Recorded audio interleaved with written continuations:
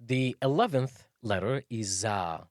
It is basically the Z alphabet in the English language, like zebra, ziad, zoo, zone. Za is pronounced just between the two incisors. When you put the tip of the tongue between the two incisors and slightly close to the lower incisor. Z, z, za, zu, z.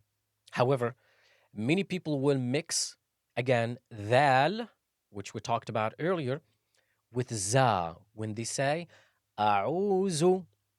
Remember, when you keep the tongue inside, it comes out as z, a'uzu, instead of a'udhu, right?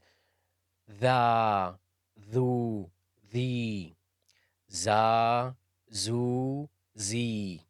Examples of za in the Quran: أعوذ بالله من الشيطان الرجيم وأقيموا الصلاة وآتوا الزكاة وأقيموا الصلاة وآتوا الزكاة. الزكاة, emphasizing the importance of giving in Islam.